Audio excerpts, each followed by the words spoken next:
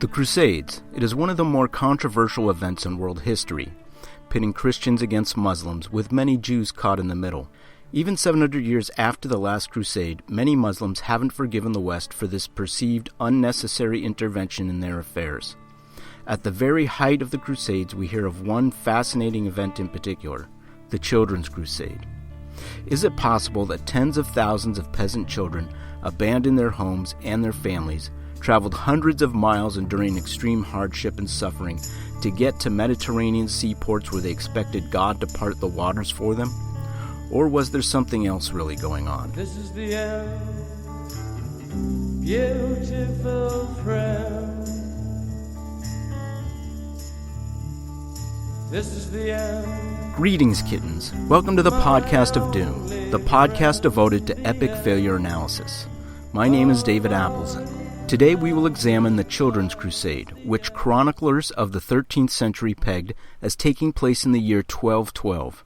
According to this legend, 2 or possibly 3 charismatic children rallied tens of thousands of their fellow children, none older than 12, along with a few adults on a holy pilgrimage to retake the city where Christ died from the infidel Saracens, or Arab Muslims.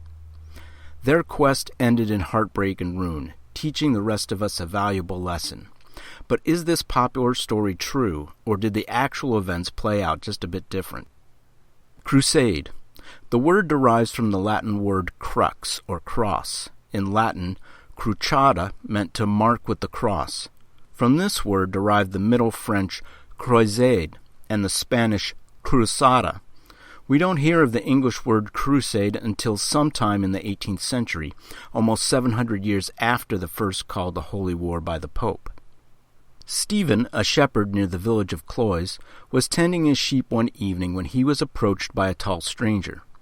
They conversed for a long time before Stephen realized he was talking to Jesus. The Almighty is unhappy that the Crusades have gone poorly, he tells Stephen, and the holy city of Jerusalem is still in the hands of the infidels. Jesus convinced Stephen that the Crusades are failing because the Crusaders are impure.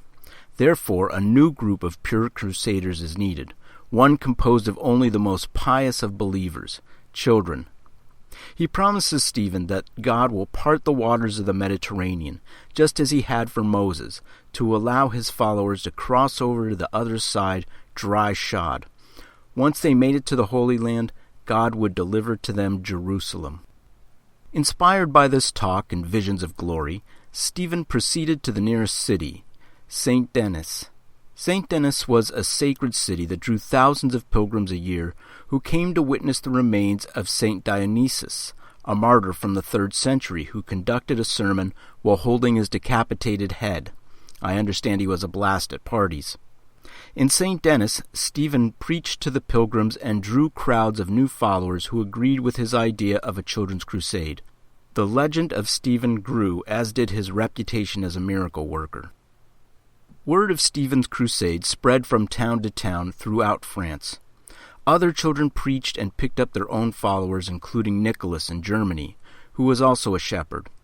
Nicholas heard a voice rising from a star telling him to lead a crusade to the Holy Land. He was also told the Mediterranean Sea would part for him and his crowd of child crusaders. Nicholas traveled to Cologne, where, according to legend, the bones of the 3 magi are buried. He told the people of Cologne that the voice of God had promised not only to deliver the Holy Land, but that all of the Muslims there would convert to Christianity upon seeing thousands of pious Christian children. It would be a peaceful takeover, not like the bloody war the Crusader Knights had been fighting. Children from all over France and Germany flocked to St. Denis and Cologne to join these crusades. None of them were older than 12. Although a few adults, mostly priests and nuns, also joined the children. Many of the parents were honored that God chose their children for the crusade. Some of the poor parents saw it as one less mouth to feed. Others opposed the children's crusade because they did not believe in the visions of Stephen and Nicholas and could see the obvious problems that would lie ahead. Many religious and secular leaders also opposed the crusade for similar reasons, but also because the crusade wasn't church-sanctioned. Both the kings of France and Germany were against the Children's Crusade. Stephen and his followers proceeded to Vendôme, south of Paris, on their way to the sea. By June 1212, there were 30,000 children gathered in Vendôme. Nicholas headed down the Rhine while a third group, whose leader is unknown, headed down the Danube. As they marched, more children joined. There was some hunting and foraging for food, but most of the children relied on handouts and offers of shelter. As the journey continued, some children grew weak without enough food. Others returned home and many died. Both groups had to cross the Alps. During this part of the journey, many died of frostbite. Others drowned or died of exposure crossing freezing cold rivers. Disease was also a problem due to the close proximity of so many people huddled together, the sharing of food and other items, and that children are just natural incubators for germs. In Italy, the Germans ran into trouble because Italy was at war with Germany. Many cities closed their doors to the children. Nicholas made his way to Genoa, while the third group headed for Ravenna. Stephen, meanwhile, had made his way to the seaport of Marseille. Marseille, which had been the departure point for many earlier crusades, welcomed the children and gave them food and a place to sleep. On the appointed day, Stephen approached the shore and appealed to God to part the seas. The children waited. Then they waited, and they waited some more, but the seas did not part. After so many hardships, many of the children gave up and went home. For those who stayed, Stephen promised that God would send a message. And after many days of waiting, 2 merchants approached, Hugh Ferris, or Hugh the Iron, and William Porcus, or Bill the Pig. They offered to ferry the children to the Holy Land. "No problem," they said. "We'll even do it for free." Some of the children, fearing travel by ship, turned away, but most took up the offer. In all, 7 ships carrying 700 children each left the port of Marseille in late August 1212. During their voyage, the ships encountered a storm. 2 of the ships crashed into rocks, drowning all of those aboard. But the other 5 ships continued on, and eventually they spotted land. However, it was not the promised land. The merchants had brought them to Bajaya in Tunisia. The children had been tricked. The 2 merchants had arranged to sell the children into slavery. The Sultan of Egypt himself ended up buying 400 of the child slaves. Later that month, Nicholas and his entourage entered Genoa. The reluctant citizens of Genoa allowed them in and gave them food and a place to sleep if they agreed to leave the next day. But those children also waited for a sea that would never part. After several days, the leaders of Genoa offered the children citizenship. Some took up the offer, but most continued traveling further south. While Nicholas and his group moved down Italy's west coast, the other group moved down its east coast. When this third group reached Brindisi, they were treated with great cruelty. Many were seized and sold into slavery. Others managed to board ships that were bound for the Holy Land, but those children were never heard from again. By now, Nicholas had made it to Pisa on the west coast.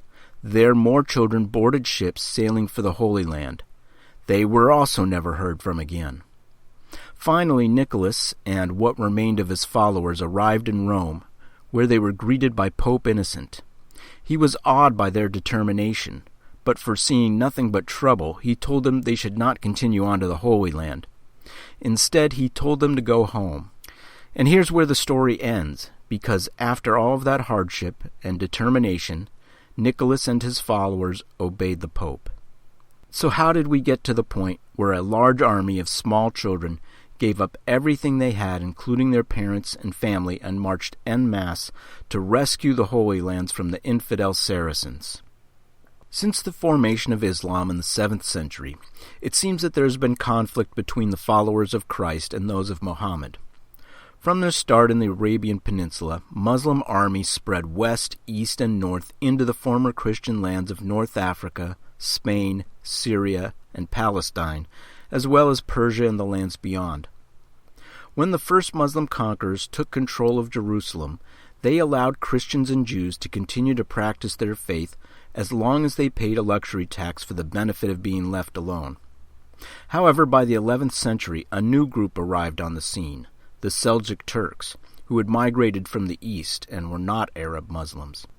In 1071, the Seljuk Turks under Alp Arslan defeated the Christian Byzantine army at the Battle of Manzikert, clearing the way for further conquests in the Holy Land. By 1073, Alp Arslan's son, Malik Shah, had conquered the ruling Fatimid dynasty in Jerusalem. Fatimid Caliph al-Hakim, earlier in the century, had persecuted the Christians and Jews, tearing down their churches and synagogues.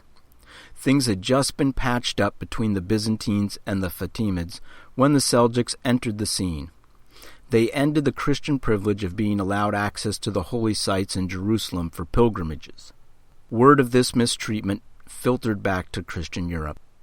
In 1095, Byzantine Emperor Alexios Komnenos sent his ambassadors to meet with Pope Urban II at the Council of Piacenza. His ambassadors gave a good pitch. They convinced the Pope that the Muslim menace was headed straight for the rest of Europe. On November 27th of that year, Urban met with the top ecclesiastics and lords of Western Europe at the Council of Clermont in France. Here he laid out his appeal to the lords of the Christian realm, who had been mostly fighting amongst themselves to take up the cause against the Muslim infidel. He called for a crusade to the Holy Land to liberate Jerusalem because Deus vult, God wills it. The message played well with the Christian knights. They placed the cross on their garments and organized an army to take back the city where Christianity began. After the Pope's plea for a crusade, two charismatic figures appeared on the scene, Peter the Hermit and Walter Sansavoir, or Walter the Penniless. They wanted a crusade not limited to the trained warrior knights, but specifically aimed at peasants, the lesser nobles, serfs, and the dispossessed. Considering these people were at the bottom of the food chain, they dropped what little they had and took up the cross. In fact, very few of them took along food or supplies. After all, God would provide. They traveled down the long-used pilgrim's road to the Holy Land, cutting through Hungary on the way to Byzantium. Along this route, they were introduced to communities where some wealthy Jewish merchants and bankers were flourishing, since usury or the loaning of money was forbidden to Christians by the Catholic Church. Fired up by the speeches of Walter and Peter to slay the Muslim infidels, and low on funds to begin with, they decided to start the crusade a little early by attacking the Jews. Thousands of Jews were killed, and whole communities were wiped out during these early pogroms. When the peasant crusaders arrived in Constantinople, Emperor Alexius wasn't quite ready for them. He was prepared for a well-provisioned army of trained knights, but not a rabble horde. Short of food, many of these crusaders started robbing and stealing from the local populace. Alexius was only too happy to ferry them across the Bosporus to the Asiatic side of Byzantium as quickly as possible and make the crusader peasants someone else's problem. In Anatolia, the Turks spread a rumor that a break-off group of crusaders captured Nicaea and were looting it of its wealth. The rest of the peasant crusaders rushed to Nicaea, not wanting to miss out on the fun. In a narrow, confined valley, the Turkish army waited for them. All but 3,000 of the 20,000 in this motley group were slaughtered, and the peasants' crusade ended in failure. The first official Pope-sanctioned crusade began in 1096 with an army of mostly Norman nobles who were welcomed into Constantinople. With a disparate force of some 100,000 combatants and hangers-on, they besieged Antioch, a large and strategic city north of Jerusalem. Through deceit, bribery, and the good fortune of divisions within the armies of the Turkish defenders, the Crusaders were able to capture Antioch. After a stay over in Antioch, the Crusaders, under their own divided leadership, made their way to Jerusalem in 1099. By now, Jerusalem was once again in Fatimid hands. The Sunni Turks were only too happy to see the Christian Crusaders attacking their bitter enemy, the Shiites of Egypt. Barefoot, Raymond of Toulouse, led his army south. He didn't have to be barefoot, he came from good money, but the barefoot thing really added to the religiosity of their cause. Raymond and his army would have faced great difficulty attacking the massive walls of Jerusalem had it not been for a fortuitous fleet of Genoese and English merchants bringing what else? Supplies and tools for building siege equipment. On July 15th, an army under Godfrey of Bouillon breached the walls and were able to open the gates to the city. The rest of the Crusader forces rushed in. What followed was a general massacre of the population. Raymond of Argueil, an eyewitness, reported, "Wonderful things were to be seen. Numbers of the Saracens were beheaded. Others were shot with arrows or forced to jump from the towers. Others were tortured for several days and then burned in flames. In the streets were seen piles of heads and hands and feet. One rode about everywhere amid the corpses of men and horses." Other chroniclers described the scene as such. Women were stabbed to death, suckling babies were snatched by the leg from their mother's breasts and flung over the walls, or had their necks broken by being dashed against posts. The surviving Jews were herded into a synagogue and burned alive. The victors flocked to the church of the Holy Sepulchre, whose grotto, they believed, had once held the crucified Christ. There, embracing one another, they wept with joy and release, and thanked the God of mercies for their victory. One anonymous eyewitness described it this way: "The emir who commanded the Tower of David surrendered to the Count of Sagil, and opened the gate where pilgrims used to pay tribute. Entering the city, our pilgrims pursued and killed the Saracens up to the Temple of Solomon. There the Saracens assembled and resisted fiercely all day, so that the whole temple flowed with their blood. At last the pagans were overcome, and our men seized many men and women in the temple, killing them or keeping them alive as they saw fit. On the roof of the temple there was a great crowd of pagans of both sexes, to whom Tancred and Gaston de Bert gave their banners to provide them with protection. Then the Crusaders scattered throughout the city, seizing gold and silver, horses and mules, and houses full of all sorts of goods." We don't know how many people died during this 3-day butchery. One 12th century Arab historian put the figure at 70,000. The lowest estimate, coming from another Muslim observer, is 3,000. The actual figure is probably between these two figures. Modern scholars believe it is around 10,000. After the success of the First Crusade, there followed many, many more crusades, none of which were as successful as the first. In addition to the taking of Antioch and Jerusalem, the Crusaders captured the county of Edessa far to the north. In 1144, this poorly garrisoned city fell to the Muslim Atabeg of Mosul. The call went up from the Pope for another crusade, and nobles from France and Germany responded. This second crusade ended poorly with a disastrous preemptive attack on Damascus. Following the Second Crusade, the divided Muslims became united again under the rule of Saladin, the first sultan of a combined Egyptian and Syrian empire. In 1187, he recaptured Jerusalem from the infidel Christians. This action brought an even greater response than the Second Crusade, as King Richard I of England, King Philip of France, and Frederick Barbarossa of Germany took up the cause. But Barbarossa died, drowned actually in a small river along the way, and King Philip took ill shortly after arriving in Palestine and had to be carried back to France. Now there were only two monarchs, Richard the Lion-Hearted and Saladin the Just. What followed was the stuff of epic romantic poems. There blossomed one of those awkward teenage relationships between King Richard and the Sultan Saladin, where the crazy kids didn't know whether to club each other with battle hammers or kiss and make out.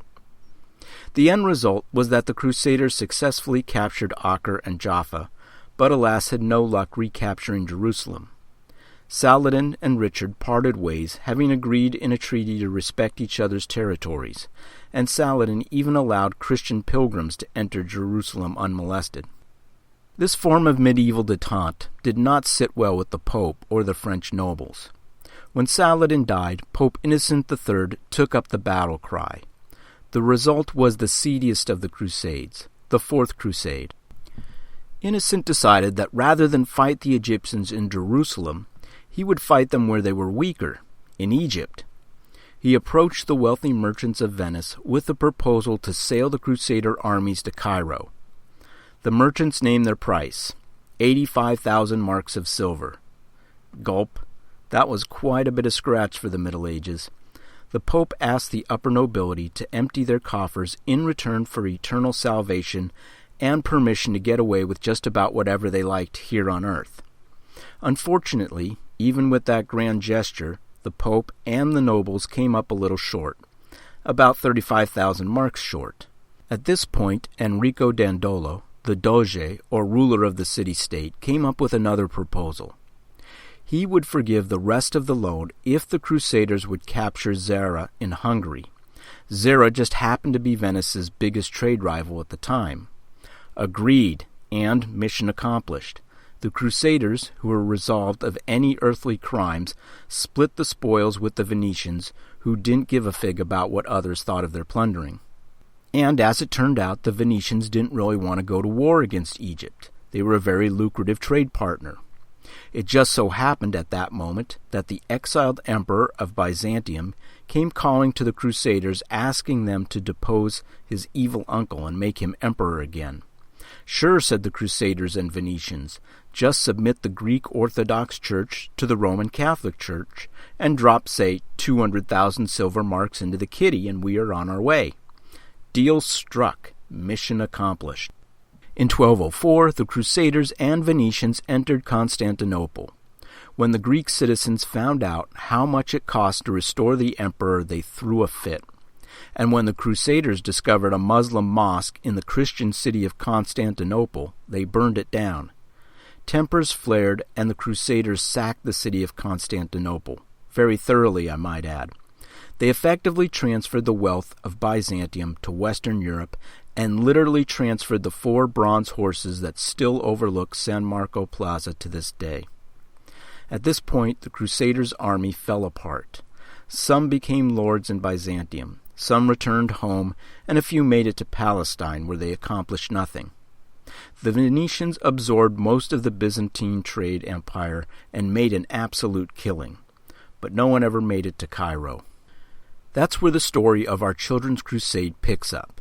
After the sleaziness of the Fourth Crusade, and a common belief among the faithful and the laity that the nobles were somewhat lacking in strong Christian morals. Hence the call for a purer type of crusade. So how much of the Children's Crusade is real? Like much of history, we depend on the chroniclers of the times. According to medieval history professor Peter Rates of Radboud University, there are more than 50 sources from the 13th century that mention the Children's Crusade. He breaks them down into 3 sources: those written by 1220, those written between 1220 and 1250, and those written after 1250, when almost all of the first-hand witnesses were deceased.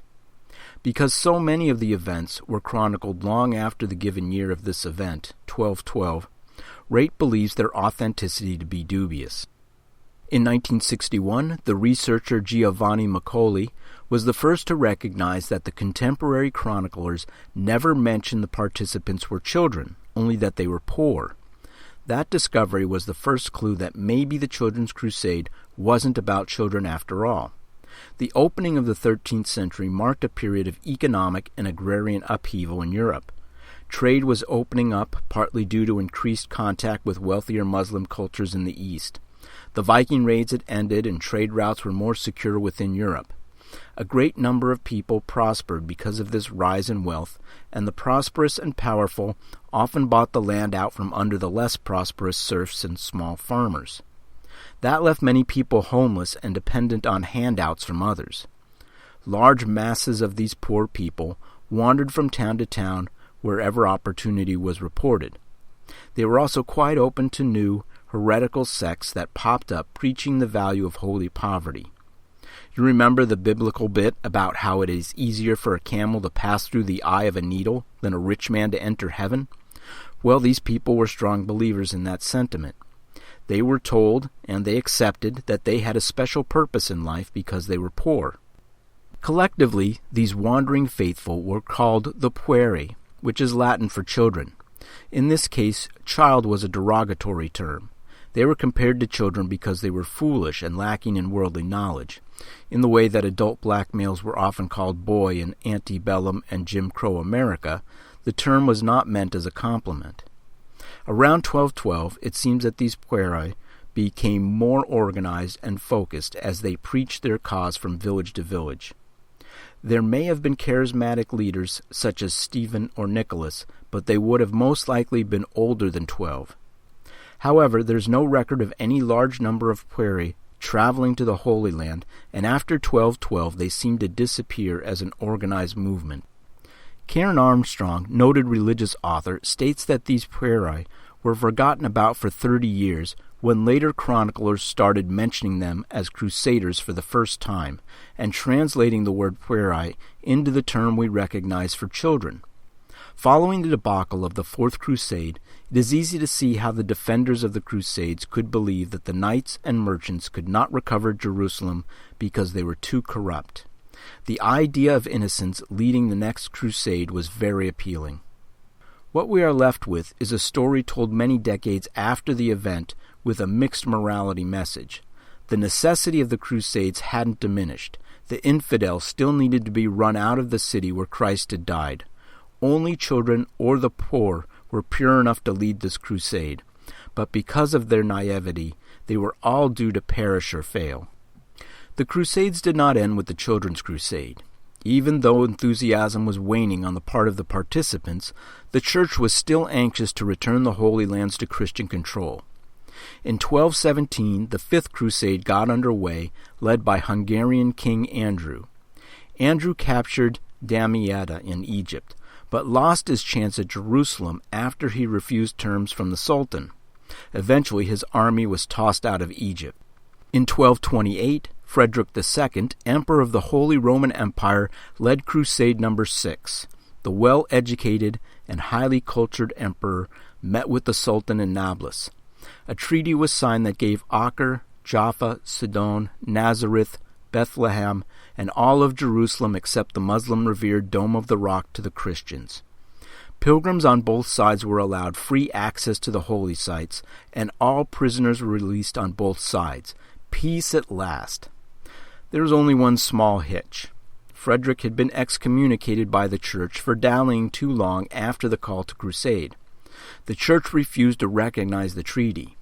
The local Christians took control of Jerusalem on their own terms and were promptly booted out of the city by a combined force of Turks and Egyptians.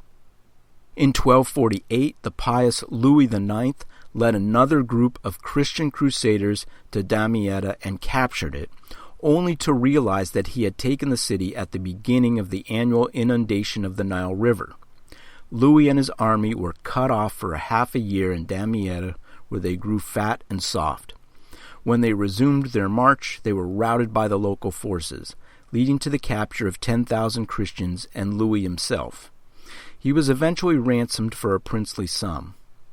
An invitation to the Mongols to join forces with the Christians against the Muslims was met with the response of, "Sure, absolutely, as soon as you pledge fealty to the Great Khan." Frederick eventually made it to Acre, but his calls for reinforcements were ignored by the monarchs of Europe. In the 1250s, Christian Palestine fell victim to a vicious war between the Genoans and the Venetians. Seen as opportunity, Baibars, the slave-turned sultan of Egypt, marched up the coast and took Caesarea, Safad, Jaffa, and Antioch. The captured Christians were slaughtered or enslaved. In 1267, Louis IX took up the cross once again for an Eighth Crusade. With very little support, he landed in Tunisia, planning to attack Egypt from the west. However, Louis died of a stomach virus shortly after landing in Africa, and the Eighth Crusade fizzled out. The final straw came when some Christian adventurers robbed a Muslim caravan in Syria. They hanged several of the merchants and sacked a number of Muslim towns.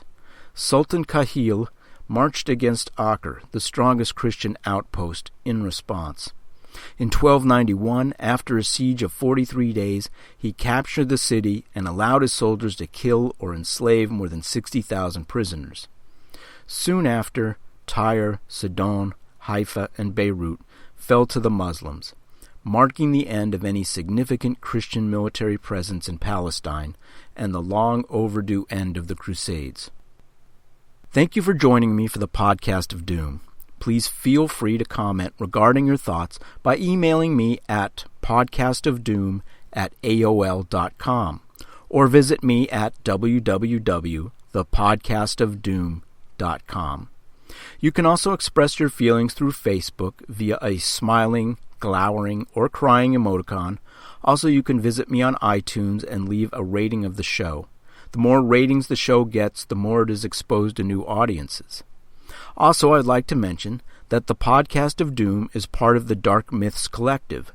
Please check out Ben Guerra's Wittenberg to Westphalia, an examination of the Protestant Reformation and the Catholic Counter-Reformation. The latest episode features warrior bishops. The webpage has been updated and the next 5 episodes have been announced, and it includes several of our listener suggestions. In our next episode, as suggested by listener BD, we explore the carbon dioxide poisoning of thousands of people in Cameroon when Lake Nyos belched up a noxious cloud of gas. In episode 32, we will take a look at the earthquake and ensuing avalanche that buried tens of thousands of people in Peru. Thanks to listener BM, who suggested the topic of the European heat waves. In episode 33, we will compare the Western European heat wave of 2003 to the Russian heat wave of 2010. Is this something we're going to have to get used to? In episode 34, we will go way back in history to look at the Bar Kokhba revolts. Hundreds of thousands of Israeli Jews took up arms against the mighty Roman army to reclaim their independence. And for episode 35, a great big thank you to KC for suggesting this topic. We will compare the bombing of the MOVE group in Philadelphia versus the invasion of the Branch Davidian compound in Waco, Texas, as we look at 2 different government crackdowns against fringe groups from opposite ends of the political spectrum. Thank you for your excellent suggestions, and please keep those coming. Until next time, keep your ears pinned and your tail taut.